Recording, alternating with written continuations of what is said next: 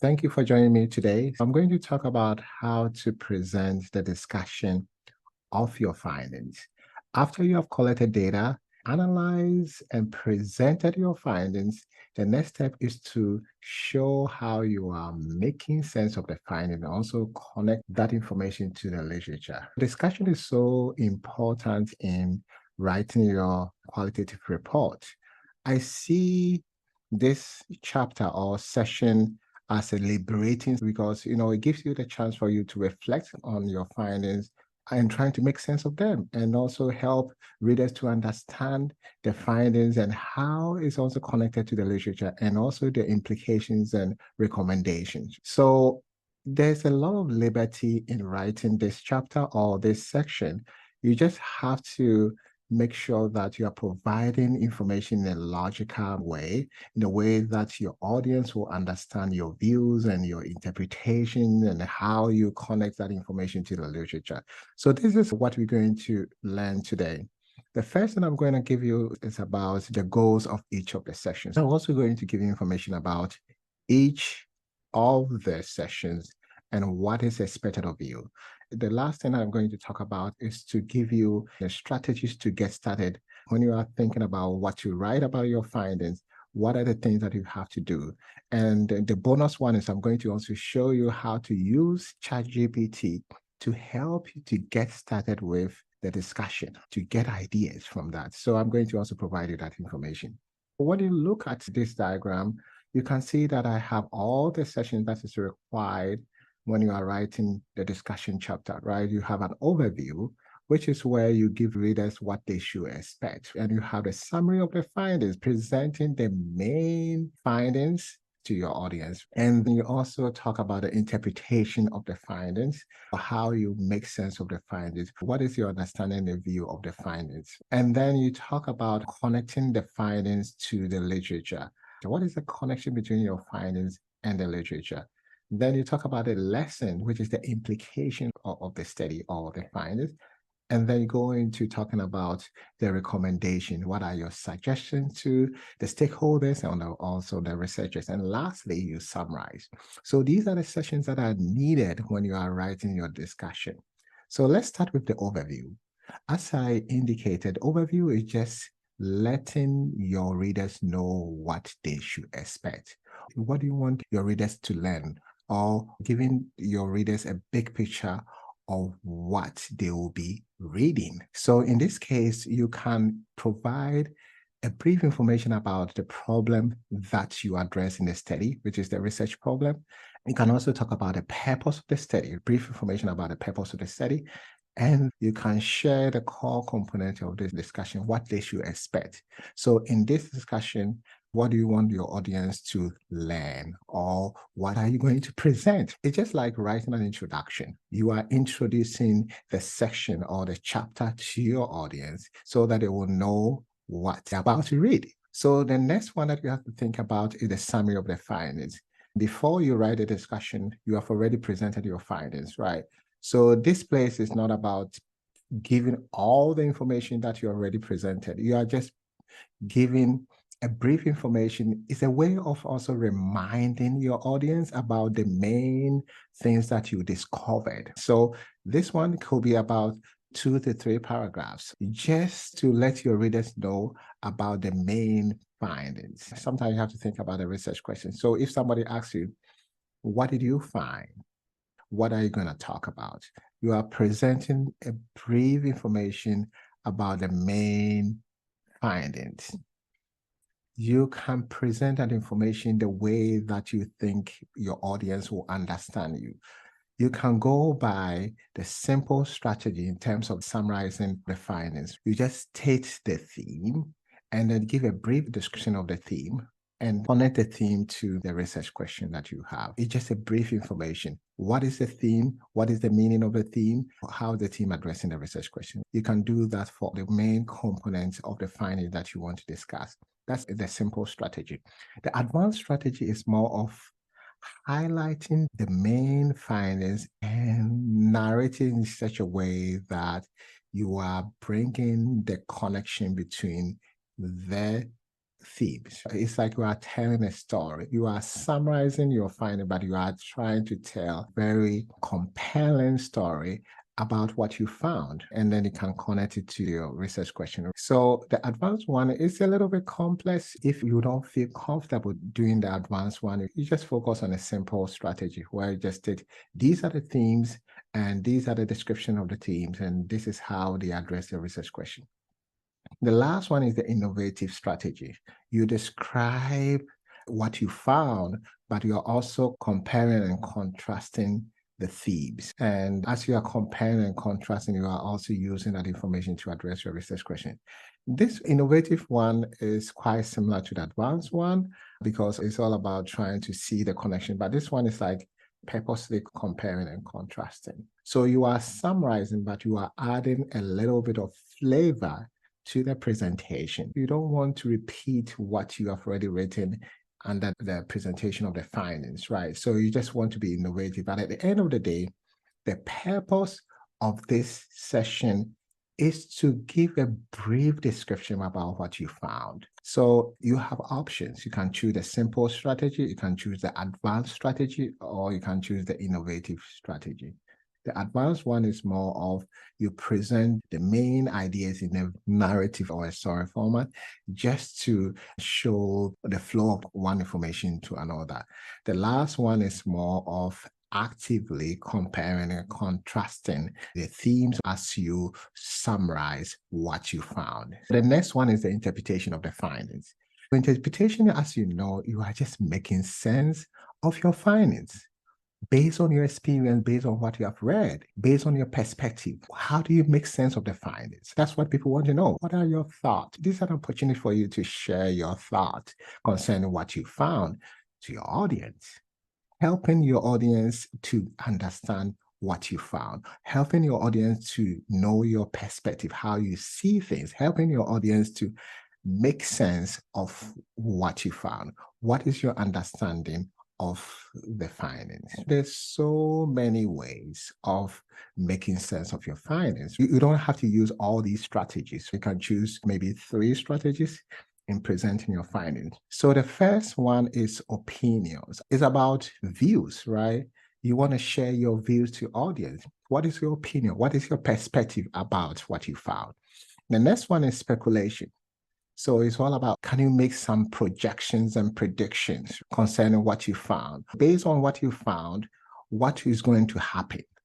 The next one is conclusion. What conclusion can we make based on what you found? And then the next one is a claim.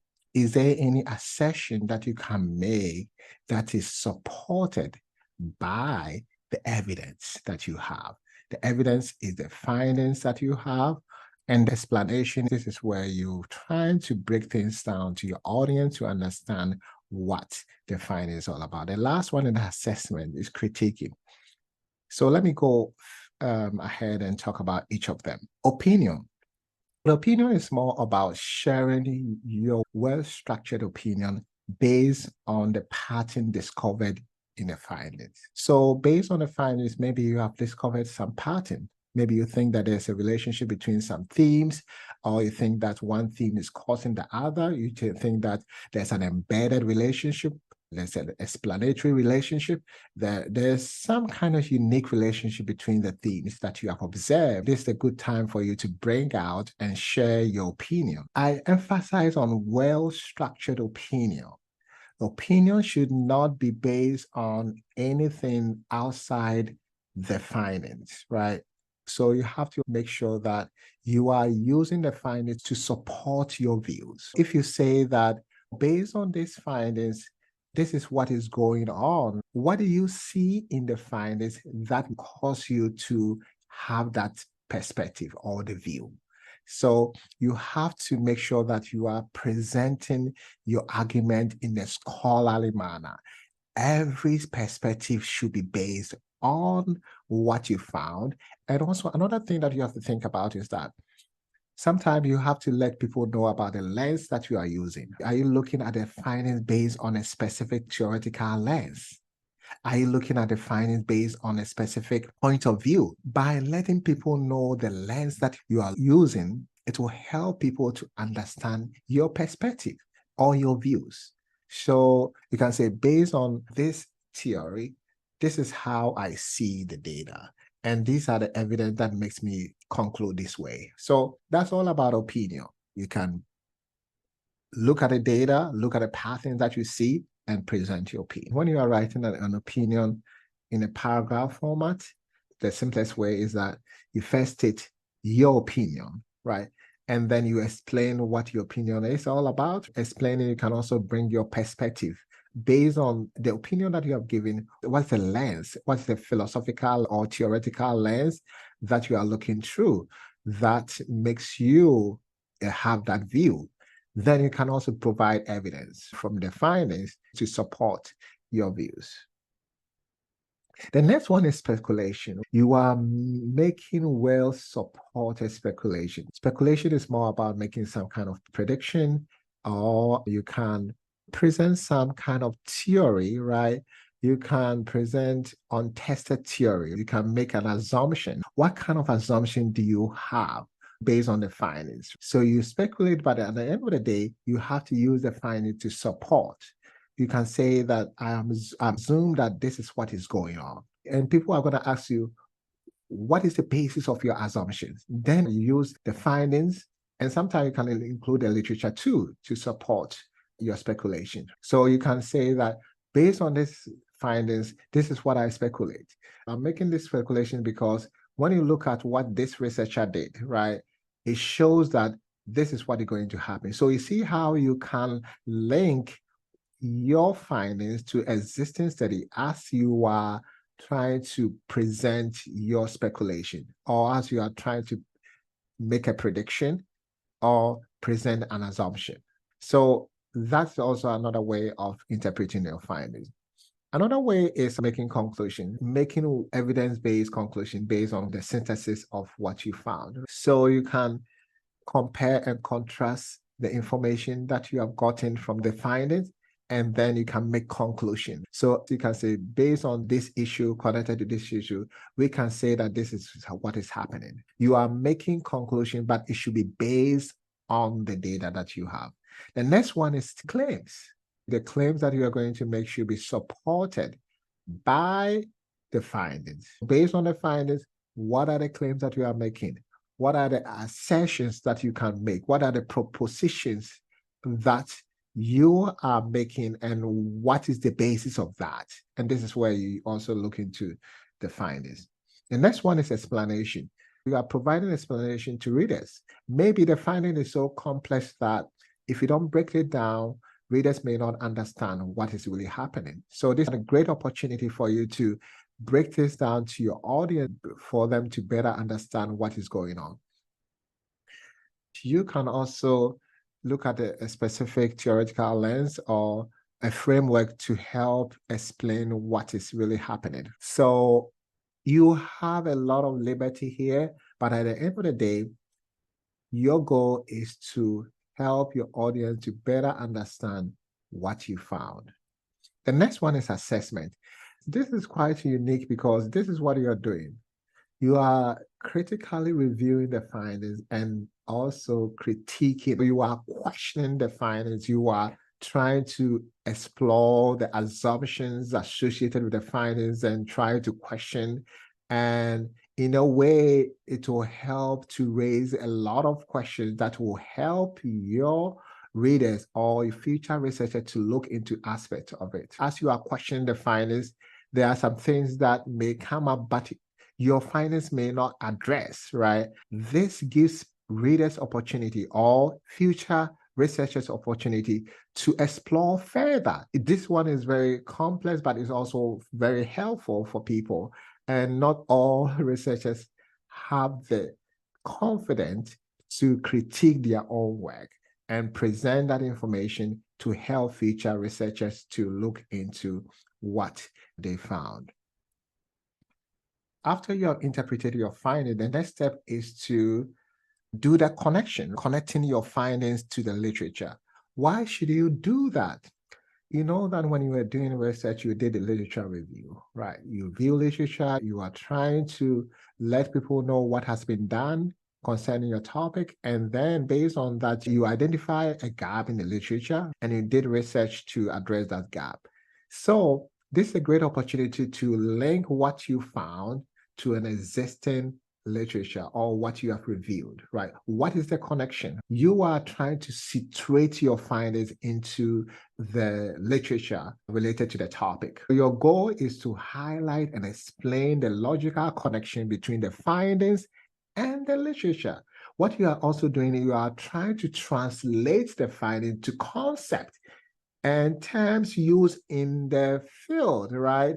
So you are helping readers to translate that information into the various concepts. The purpose of doing research is to contribute to the body of knowledge. How do you contribute to the body of knowledge? By connecting what you found to the existing studies. So in terms of comparing, you can compare and contrast the findings and the literature, the interpretation of the findings and the literature, and also the findings and the conceptual or theoretical framework. Are your findings related to the existing studies?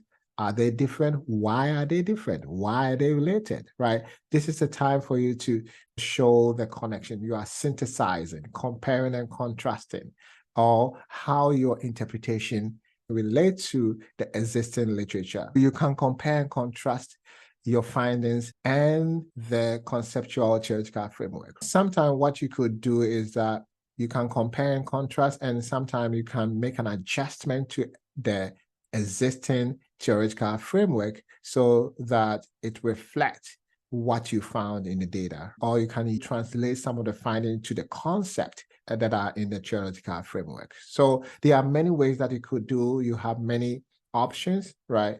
So you just have to explore and see which one is best for you. So the next one is the implications of the finding. Implication is all about the lesson. You are drawing lessons from the findings, all the interpretation of the findings. So when you're drawing lessons, there are some things that you have to think about, right? These are some of the questions that you have to think about. So what can we learn from your findings? So think about it.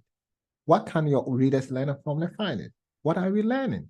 What are the basis of your lessons? So you cannot just give information about a lesson without connecting the lesson to maybe the evidence that you have in the data or the evidence that you have in the findings, right?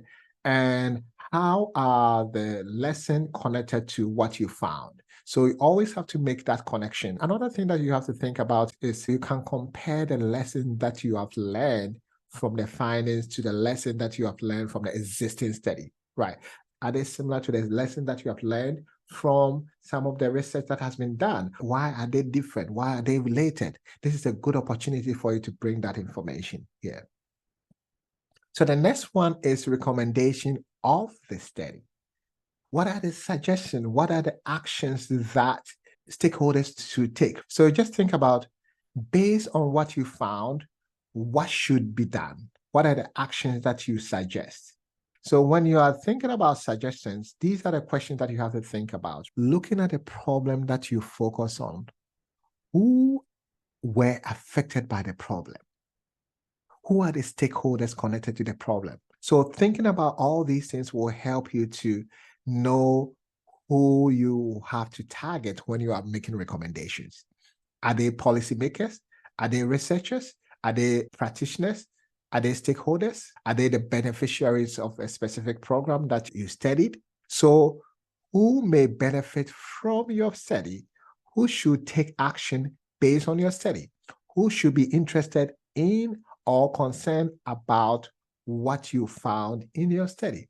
So listing the people, organizations, or agencies that are linked to your study or your findings will be very good before you start thinking about recommendations. Now that you know about who you want to focus on, the next thing that you think about is look at the limitations of the study, right? Maybe one of the limitations is that you had difficulty assessing participants.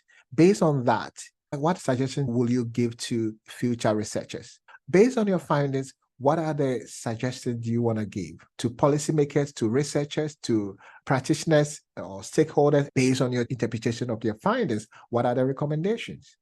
So these are the things that you have to think about when you are writing your recommendations. So we are getting to the end of this presentation. And as you can see here, the last section that you really want to write about is the summary. And this formula is so easy to follow, right? Just think about all these sessions, and then you can write 1 to 3 sentences for each of the sessions, and then you can have your summary, right? So the first one, you can write a sentence about the overview, 1 or 2 sentences about the summary of the findings, another 2 to 3 sentences for the interpretation of the findings and the connection between the findings and the literature. You can also write about 2 to 3 sentences. And then you go to implication of the findings, you write 2 to 3 sentences, and you go to recommendation, another 2 or 3 sentences. And lastly, 1 to 2 sentences for concluding statement, and then you are done. So you see how you can easily write your discussion, and you have so many choices here. So just strategize and try to think about, for each of the sessions, what are you going to provide? To help you get started, you can also think about this table. Before you start working on your discussion, this is a simple strategy that you can follow. You can have a table, and you can have about 5 columns. The first column is about the findings or the themes. The second one is about the interpretation. The next one is the connection of the findings to the literature, and also the implication, and lastly, the recommendation. If you have a table like this, you can write points down under each of these components. And then after that, you'll be able to write your discussion in a very easy way, right? So having a table like this will be great. You can see that on my left side, which is the first column, I have all the themes that I've developed for a specific research question. So if you have 2 or 3 research questions, you can have a table for each of the research questions. Or you can just bring all the themes here and write about your interpretation and how they are connected to the literature, and also the implication and recommendation. So doing a table like this will be very helpful as you are working on your discussion. Another way is to also think about the connection between the themes. So let's say if having high workload has a connection with putting in extra effort. Based on this connection, what is your interpretation? How is that information connected to the literature? What is the implication? What are the lesson learned and recommendations? So you don't have to indicate each of the themes in each row. You can indicate the connection between the themes in each row and talk about that. Another option that I have for you is you can also use AI tool to help you to work on your discussion. I'm not saying that you use it to write it, but you can use it to generate ideas that will help you to work on your discussion, right? So it's for only idea generation. Well, you can use ChatGPT to do that. What you could do is that you can ask ChatGPT to help you come up with ideas about each of the session based on the themes that you have. And I have an example here. This one, I created it from ChatGPT. And as you can see here, these are the prompts that I use. So first, I indicated that I'm going to provide themes that I've come up with, and I wanted to provide some ideas for me for all the sections that I provided, like interpretation, connection to the literature, implication, and recommendation. And what I also did was that I provided the system an example.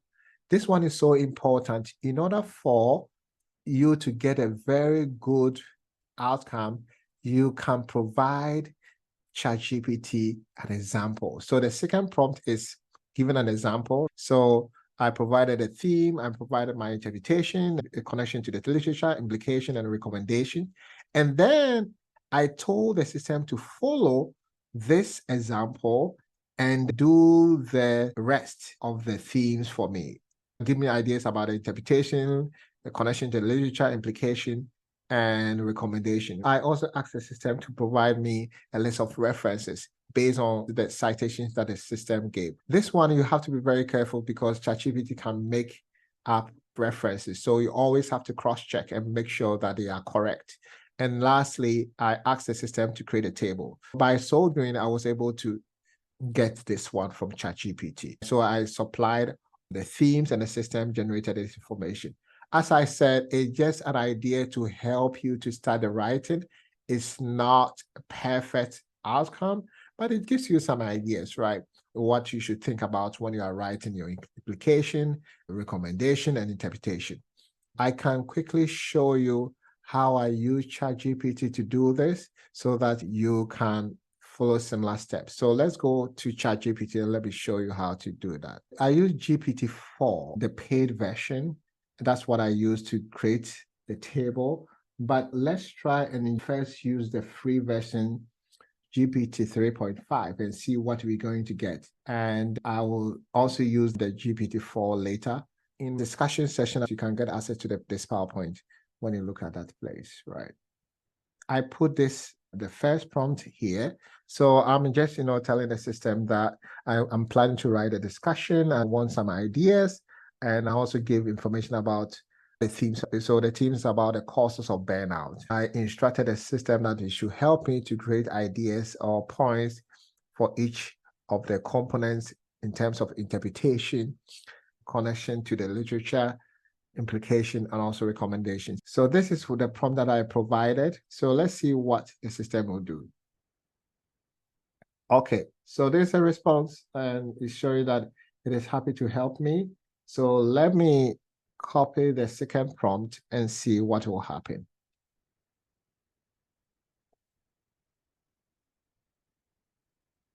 Okay, so it's telling me that we can proceed.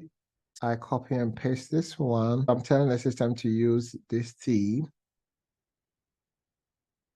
So I've provided the themes and then see what will happen. So you see how it has provided me the interpretation connecting to the literature and implications for each of the themes that I've provided, right? So as I said, it's not going to be perfect, right? But it gives you some ideas. And then I tell the system to give me the list of references. So also you always have to cross-check and make sure that these references are accurate because the system can confidently provide the wrong answers. So you always have to check. Okay, so now we have the reference. So the next one, I want the system to create a table based on the output. So let's see whether the system can do that. It can create a table for us. It looks like the system didn't understand. It thought that you are asking it to create a table based on the reference, but I'm asking to create a table based on this information. So what I can do is that you can go here, edit, and you can put that question here because you are telling the system to create a table based on what it has generated in terms of the discussion ideas. You can click submit here. Now you see it has created a table for us. This is nice. We can see that you can use the free version to do that. If you have the paid version, you can follow the same instructions and see what you're going to get. This is what I have for you if you want to use ChatGPT to just help you to get started with writing your discussion. I think we may get a similar results when we do the same thing for the paid version. So let's try the paid version, which is GPT-4. So I'm going to copy the first prompt. Let's see. Okay, so let's copy and paste the second prompt.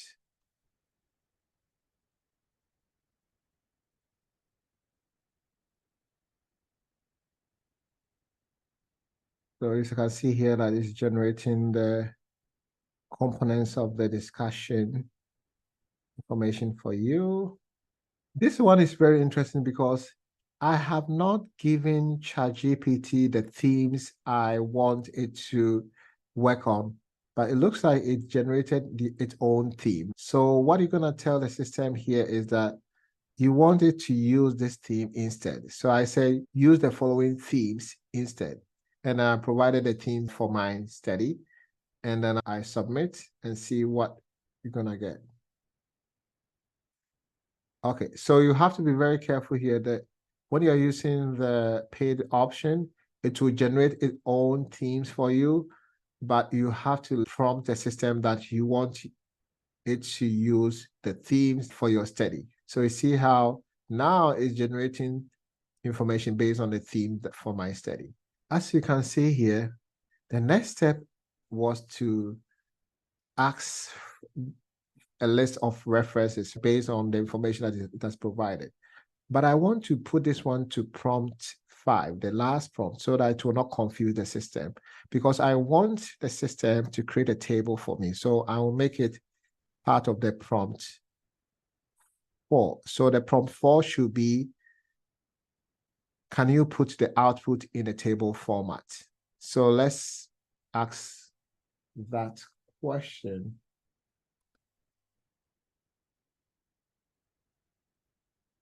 So now it's creating a table based on the themes that you provided to the system.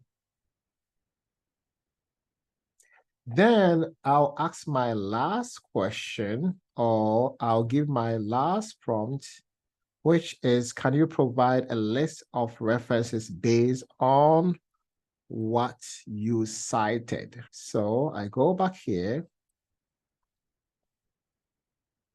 And as I always say, always check, make sure that the references are correct, right?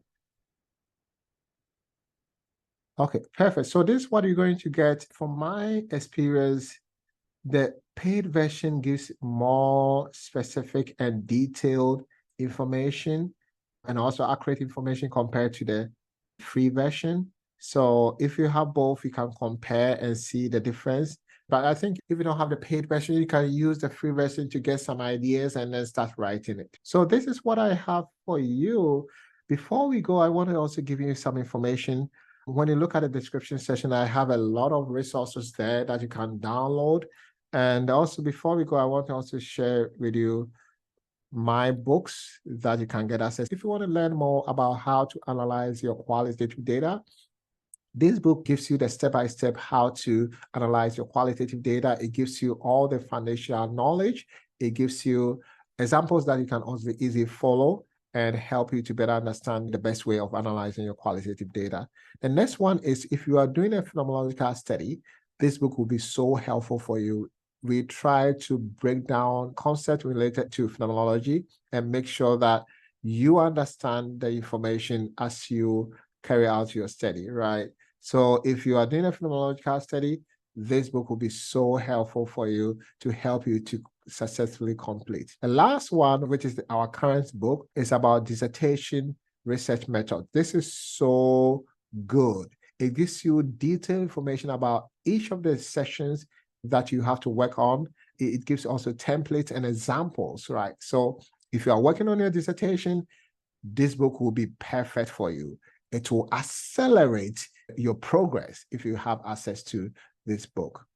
You can follow me on LinkedIn.